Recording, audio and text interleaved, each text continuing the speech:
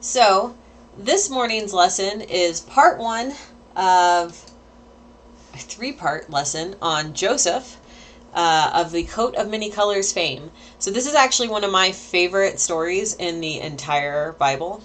That's a true story. It's got everything, right? It's got drama, sibling rivalry, parental favoritism, murder, crime, being sold into slavery. It's got everything. It's a well-rounded story. I suppose it doesn't really have romance. I mean, Joseph gets married, but she's like barely a character. So that's probably the only thing it's missing. But it's a very, very fun story. So, since we've started talking about the people of Genesis, we kind of built up this family tree, right? So we kind of started with Abraham, who, had two wives. He had like a higher wife who was not a slave. He had a wife who was a slave, a concubine, basically. With his concubine, he had Ishmael. And then with Sarah, his real wife, he had Isaac. And then Isaac married Rebecca, who was like his first cousin, once removed, twice removed, something like that. Then they had Jacob and Esau. So last week, you guys talked about Jacob, and how because he made Esau super mad, he ran away to go live with Laban, which was super far away. And there he met Laban's two daughters, Rachel and Leah, and he fell madly in love with Rachel, and he worked for Rachel. He worked for Laban for 7 years to get to marry Rachel. But then Laban pulled a switcheroo and gave him Leah instead. And then Jacob was pretty mad. So Laban gave him Rachel as well. So now Jacob had two wives, and then they got into this who can have the most kids having competition. Well, that's not really what it was. So, right, you had Rachel who couldn't have children, but Jacob loved her. And you had Leah who could have children, but Jacob didn't love her. So we kind of got into this situation. So, like I said, we had Rachel who Jacob loved. We had Leah who Jacob did not love, but she had all these kids. And Rachel got pretty upset that she didn't have any kids, so she gave Jacob her slave, because her slave's kids would kind of not really count as her kids, but would credit towards her. So Jacob had two kids, and then Leah was like, well, I can play that game too, and also gave Jacob a slave. And so Jacob ended up with a bunch of sons. At where we are right now, there's only... what is this, 11? 1, 2, 3, 4, 5, 6, 7, 8, 9, 10, 11. 11 sons and one daughter. Dinah is the only daughter of Jacob, or at least the only named daughter, but as far as I know, the Bible doesn't really imply that there's other daughters. We have 11 kids right now, and Rachel's the favored wife. And because Rachel's the favored wife, we're going to see Joseph is the favored son. But Joseph is the youngest. He is the baby. And that is where we're going to start. So, open up your Bibles to Genesis. And we're going to go to Genesis 37, 1 through 4. Genesis 37, 1 through 4. Jacob settled in the land where his father had lived as an alien, the land of Canaan. This is the story of the family of Jacob. Joseph, being 17 years old, was shepherding the flock with his brothers. He was a helper to the sons of Bilhah and Zilpah, his father's wives. And Joseph brought a bad report of them to their father. Now Israel loved Joseph more than any other of his children, because he was the son of his old age, and he made him a long robe with sleeves. But when his brothers saw that their father loved him more than all of his brothers, they hated him, and could not speak peaceably to him. So this is our intro, and there's a lot going on here. So first off, Joseph is 17, which is basically a full-blown adult in the ancient world. There's no reason why he couldn't be doing adult chores, work. But it says he was a helper, so, maybe he wasn't doing as much as everybody else, being coddled a little bit maybe. And he's out helping his brothers. And it also seems like here he says he brought a bad report of them back to their father. So Joseph is a bit of a tattletale. at least in this scenario. So, maybe what they were doing was wrong. I don't know. But, everybody hates it. Even when you know you're doing something wrong and your sibling goes and tells your parents you did something wrong, like, it doesn't feel good. You don't like it when your sibling tells on you, right? You wish there was like sibling solidarity, and there's clearly none of that here. Joseph is ingratiating himself to Jacob by bringing these bad reports back to Jacob about his brothers. This is not going to create sibling fondness between Joseph and his brothers if Joseph is always like tattling to his brothers, right? So, or tattling to his father about his brothers. They're gonna just be like, Joseph, right? Like, they're gonna not like him. So we're seeing right here already that we have this like non-agreement, this bad blood between Joseph and his brothers. So it keeps going, right? Because it's like, now Israel, remember Israel being the new name of Jacob, so Israel's just another name for Jacob. It says he loved Joseph more than any of his children. And it says because he was the son of his old age. And that's probably kind of true, but it's probably mostly because Joseph was Rachel's son, and Rachel was the wife he loved. So parental favoritism is bad. It causes a lot of angst in families because we all want to be loved by our parents, right? We all want to feel like they like us, that they love us, that we are special to them. So if you know that one sibling is more special, if one sibling gets more than everybody else, and there's 12 children in this family, 11 sons and 1 daughter, and if it's really, so I watched this, or read this article one time from a psychologist, and it was talking about every kid feels like their parents favor another kid in the family. That is completely normal. But what is not normal is when, if you ask the kids, do your parents favor someone? And they say yes, and then you ask them who, if all the kids agree who it is. What you want in that scenario is for every kid to point at all the other kids. So it's like every kid feels like somebody else is the favorite, but they don't agree on who the favorite is. That means you're doing it right, right? You're making every kid feel special. Every kid has special time, right? It's just, everyone always feels like, woe is me, a little bit personally. But in this scenario, if all 11 other kids, if asked, who is Jacob's favorite, they all point at Joseph, that means you're doing it wrong. Mike said, Smothers Brothers, mom always liked you best. Well, in this scenario, it's dad always liked you best, right? Because they don't even all have the same mom. Nobody's going to begrudge Rachel if she likes Joseph more than all the other kids, because Joseph is her son, right? But yeah, Jacob, this is super lame. Bad parenting, Jacob. Bad parenting. So then it also says he made him a long robe with sleeves.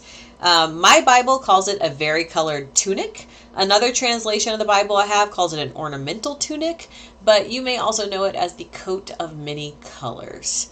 So I'm sure this sounds very familiar to you. If I remember correctly, nobody's quite sure what the words mean to describe this robe, just that it was very special.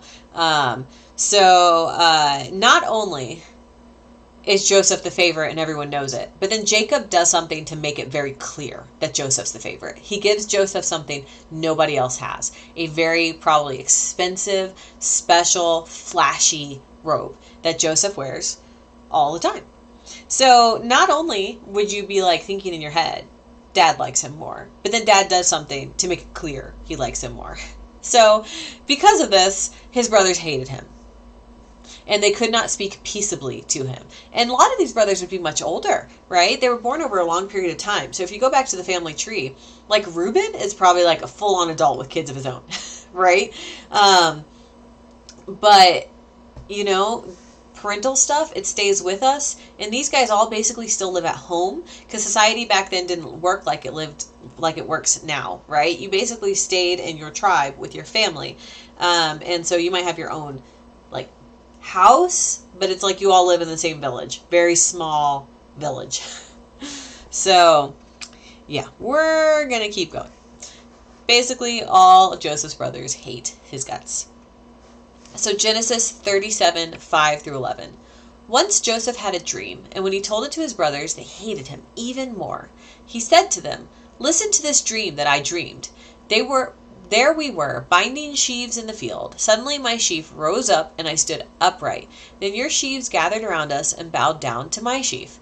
His brothers said to him, "Are you indeed to reign over us? Are you indeed to have dominion over us?" So they hated him even more because of his dreams and his words.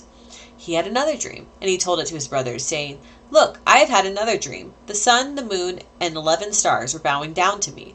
But when he told it to his father and to his brothers, his father rebuked him and said, "What kind of dream is this that you have had? Shall we indeed come, I and your mother and your brothers, and bow to the ground before you?" So his brothers were jealous of him, but his father kept the matter in mind. So Joseph has a dream. Joseph's kind of famous for this dream situation. And basically, it's a bunch of sheaves, which are bundles of grain stalks tied together after a reaping. And in this dream, each sheave represents one of the brothers. And Joseph's sheave rise higher, and theirs bow down towards his. So, yeah. Basically, they don't react well to being told this because it sounds like Joseph is saying, "Hey, I'm going to rule over all you guys one day, and you're going to bow down to me." That is exactly what he is saying, in fact. And then Joseph either doesn't seem to know that his telling of the dreams makes his brother unhappy, or more likely, he does not care. And he likes to rub it into their face that he's the favorite, because next what he does is he tells them about another dream, even though the last dream he told them about made them upset. And he's like, "In this dream, the sun, the moon, and the stars bowed down to him." And this time, his dad is upset, because the sun in this dream would be his dad. The moon would be his mom. The moon is often viewed as feminine in ancient cultures. And the stars would be his brothers. His dad is like, "Dude, I am your father. I am the head of this household. I am never going to bow down to you, my youngest son. Why would that ever happen?" That would never happen in a world of primogeniture in his mind. Of course, we're going to see that on the end this all does come true. So everyone is upset about Joseph with these dreams. His brothers are even more jealous. And Joseph is basically just point blank telling his whole family they're going to bow down to him. They don't necessarily know if this is a dream from God, his family. Joseph doesn't even know that either. Or just the delusions of a teenage boy, right, who thinks he's special. But even if it is from God, even if these are visions of the future, which we know they are, where God is telling Joseph his plan for him, I don't think Joseph should have told his brothers like this. There is a time and a place for everything, and an appropriate way to share information. There probably would have been an appropriate way for Joseph to take these dreams to his father and be like, "Father, I'm having these dreams. I don't know what they mean." Or Joseph could have just held this information close, because how does this information help anyone? It doesn't. It doesn't help them stop this future from happening. In a lot of ways, it causes this future to happen. And by announcing it, Joseph is basically sharing his dreams out of arrogance and pride, out of a desire to look better than the others. He's like, "I am so much better than you guys that even though I am the youngest, you're all going to bow to me one day." So I think this is why Jacob reprimands him, because, this is just sheer arrogance. It's a 17-year-old boy thinking he knows everything, right? But the damage is done. It doesn't matter. Joseph's already treated better. He's already going in front of his brothers and being like, I'm sure what the brothers are thinking is that, one, Joseph thinks he's better than everybody else, which he does. And two, if these dreams are true, that probably means that their father is going to go completely against all the rules of how normal things work and how people get inheritances, and he's going to give everything to Joseph and screw the rest of them. That's probably exactly what they're thinking. After these dreams are shared, Joseph's brothers go out into the field with the sheep. And a little while later, Jacob asked Joseph to go check in with them. He's basically asking Joseph to go check on the status of everything and come back, which once again shows that Joseph is given special jobs by Jacob, that he is not given the same kind of work everybody else is, because all the other brothers are in the field except him. So the brothers are not wrong about how Joseph is being treated. But instead of working through these problems with their father and trying to handle it like grown-ups, they hatch a plan. All right, so the next section. Genesis 37:18 through 22. They, being the brothers, saw him, Joseph, from a distance, and before he came near to them, they conspired to kill him. They said to one another, "Here comes this dreamer. Come now, let us kill him and throw him into one of the pits. Then we shall say that a wild animal has devoured him, and we shall see what will become of his dreams." But when Reuben heard it, he delivered him out of their hands, saying, "Let us not take his life." Reuben said to them, "Shed no blood, throw him into the pit here in the wilderness, but lay no hand on him, that he might rescue him out of their hand and restore him to his father." So they see Joseph coming, and basically they want to murder him. You guys, this is extreme. But I'm sure we've all been at a point where we've been so mad or jealous at our siblings that we've wanted to hurt them, that we've wanted to commit violence, right? I mean, I know I have. When I was a kid, I hit my siblings. But it's definitely not right. And if there's one thing that the book of Genesis makes clear, it's that God does not approve of brother-on-brother murder. Kind of a Cain and Abel situation there, right? So they want to murder him, and the only brother who seems alarmed by this is Reuben. So out of 10 guys, only Reuben is alarmed.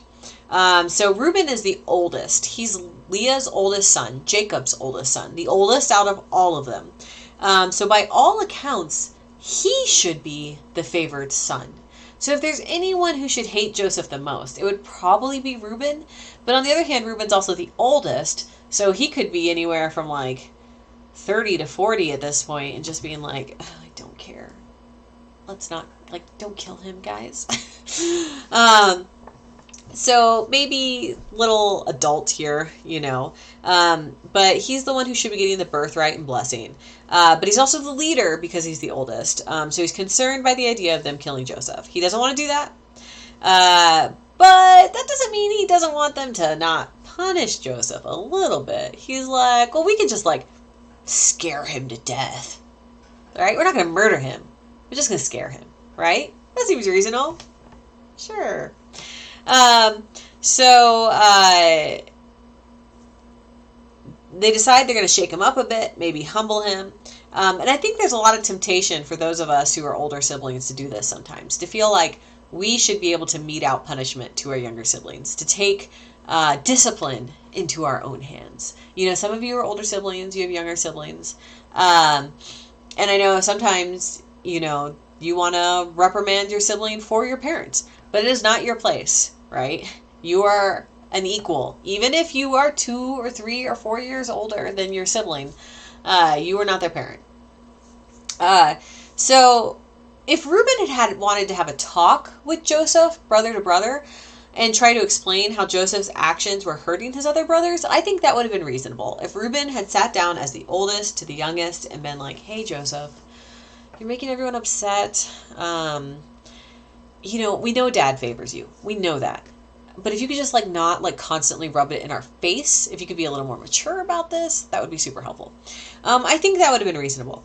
Maybe Reuben could have had a talk with Jacob and been like, not that it's, his place to reprimand his father, but to go to his father and be like, hey, Dad, there's a lot of anxiety and angst amongst the brothers. It's viewed that Joseph is a favorite, whether it's true or not. It's totally true.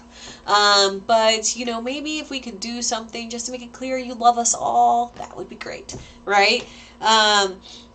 If Reuben was going to be a peacemaker, that would be the way to do it. But instead, he's like, no, we're going to rough Joseph up a little bit. Just don't kill him. All right.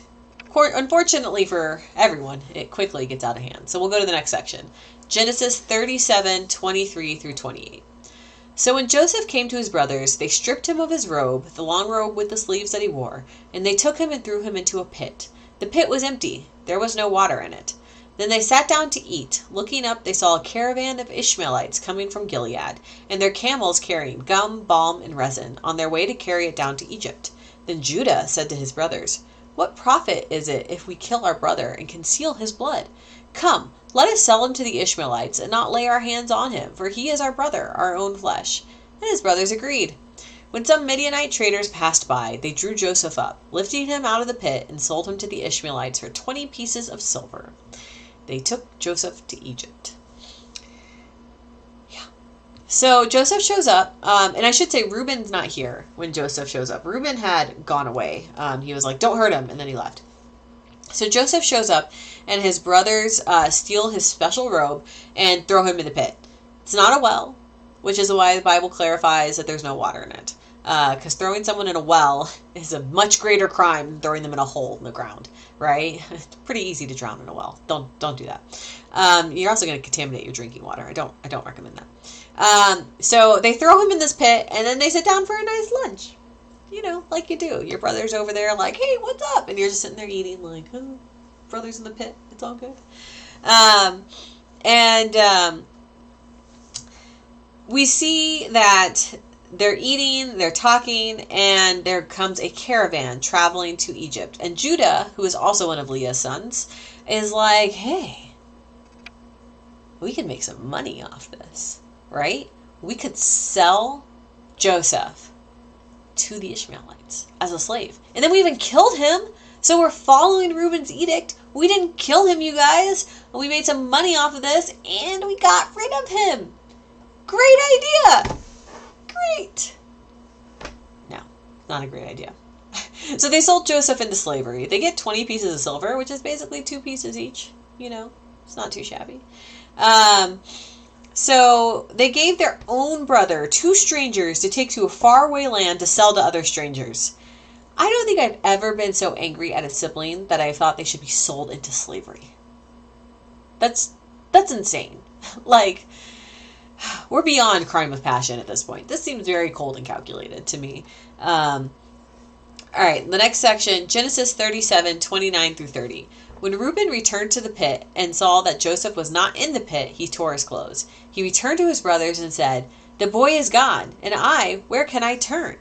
So Reuben comes back, and he sees Joseph isn't there, and is surprised. And he's like, oh my God, what happened to the baby brother? Who's going to get in trouble with this? Me. So he's not concerned that his baby brother whom he loves is gone. No. He's like, you got rid of Dad's favorite. You lost Dad's favorite son, and I am the oldest, and I'm going to be the one who gets in trouble for this. So kind of shows that Reuben's concern over Joseph isn't for Joseph's life. It's not out of any love for Joseph, but how Joseph's disappearance might affect Reuben. He's also worried about what they're going to do. They can't tell their dad they sold his favorite son into slavery. What are they going to tell Dad? Oh, sorry, Dad. Joseph ran away. Why would Joseph run away? He's a favorite son. They've got to come up with a good story, right? So Genesis 37:31 through 35. Then they took Joseph's robe, slaughtered a goat, and dipped the robe in blood. They had the long robe with sleeves taken to their father, and they said, this we have found. See now whether it is your son's robe or not. He recognized it and said, it is my son's robe. A wild animal has devoured him. Joseph is without a doubt torn to pieces. Then Jacob tore his garments and put sackcloth on his loins and mourned for his son many days. All his sons and all his daughters sought to comfort him, but he refused to be comforted and said, no, I shall go down to Sheol to my son, mourning. Thus his father bewailed him. Oh, here's a reference to having more than one daughter, so maybe there is more than just Dinah. Sorry, just a little water. So the brothers decide to fake Joseph's death. They take his very obnoxious and, it's very clear it's Joseph's coat. Everyone knows it's Joseph's coat. They kill a goat, and they put the blood on the coat, and they give it to their dad. And I think they shred the coat a little bit. No, it doesn't say that, but that wouldn't surprise me. And they're like, hey, Dad, do you recognize this coat? And they act like they stumbled upon this bloody coat and are like, do you think this belongs to your son? Not our brother, your son. This is like when your mom is like to your father, like, that's your son, not my son. So Jacob sees the bloody robe and thinks Joseph is dead. And everyone tries to comfort him, but he can't be. His favorite son is dead. He says in verse 35, I shall go down to Sheol to my son mourning. So you may not know what Sheol is. Sheol is basically the Jewish place of the dead. It is not hell. It is not heaven. It's more like a place of sleep. It would be more like the Greek idea of Hades, which is just a place you go when you die. So when a Jewish person died, they would go there and basically sleep, regardless of whether they had been good or bad in life. So that's a rather complicated and off-topic if we were to discuss how that relates to our modern view of heaven and hell. But basically, there's not really an understanding in the Old Testament of heaven and hell as we modern Christians like to talk about it. And I'm not really smart enough in the theology to talk about it. But remember, the Jewish people are God's chosen people through Abraham, and they had the Old Covenant. The rules were different for them under this Old Covenant than it is for us now under the New. Anyway, all that to say, Jacob was really sad and basically was saying he'd rather be dead with his favorite son than alive with his living sons. Which is just like dagger in the heart, Dad. Like, you would rather be dead than live with us? Jacob, you are a terrible father. But to be fair, his father was a pretty terrible father who also played favorites, and his father was also a terrible father who played favorites. So there's a long story. This is family trauma, generational family trauma. All right, so let's see what's going on with Joseph. Next section, Genesis 39, 1 through 6. Now Joseph was taken down to Egypt, and Potiphar, an officer of Pharaoh and the captain of the guard, an Egyptian, bought him from the Ishmaelites who had brought him down there. The Lord was with Joseph, and he became a successful man. He was in the house of his Egyptian master. His master saw that the Lord was with him, and that the Lord caused all that he did to prosper in his hands. So Joseph found favor in his sight, and attended him. He made him overseer of his house, and put him in charge of all that he had. From the time that he made him overseer in his house, and over all that he had, the Lord blessed the Egyptian's house for Joseph's sake. The blessing of the Lord was on all that he had in the house and the field. So he left all that he had in Joseph's charge, and with him there he had no concern for anything but the food that he ate. So, Joseph was taken to Egypt, sold to a man named Potiphar. Potiphar is described as an officer of Pharaoh, the captain of the guard. Another version I have says a courier of Pharaoh and a chief steward. Either way, it's clear that this is someone high up in the Egyptian government that Pharaoh trusts. And remember, Pharaoh is the ruler of all of ancient Egypt. He's the head honcho. He's like basically in their eyes a god. So Pharaoh is the most important person in Egypt, and Joseph is now a slave to someone Pharaoh trusts. In verse 2, it says the Lord was with Joseph. Now, personally, I don't think Joseph would have felt like the Lord was with him when his brothers basically jumped him, threw him in a pit, and then sold him into slavery. I'm sure that entire trip from Israel to Egypt, which would have taken a long time, Joseph was just like feeling abandoned and betrayed by everyone, and that might have included God at the time. But God did not actually abandon Joseph. He was with him even in Egypt. Even when Joseph was not in the promised land, living as a slave, God was with him. So these verses explain that God prospered Joseph in Egypt while he was under Potiphar. So Joseph worked hard, and Potiphar noticed. So he put Joseph in charge of everything, basically making Joseph his right-hand man. The Bible says in verse 5 that Joseph was so good at taking care of everything that Potiphar didn't have to worry about anything except his food. Joseph was not the chef. So Joseph was in a crappy situation, a really, really crappy one. He had been sold as a slave, betrayed by his brothers. Nobody wants to be a slave. It's one of the worst things ever. Like, I can't even. His freedom, his ability to choose, his agency over his own life had been taken away. But Joseph worked hard despite his crappy situation and earned his master's favor. For now. Because being a slave means your life is out of your hands, and you basically live on the whims of your master. I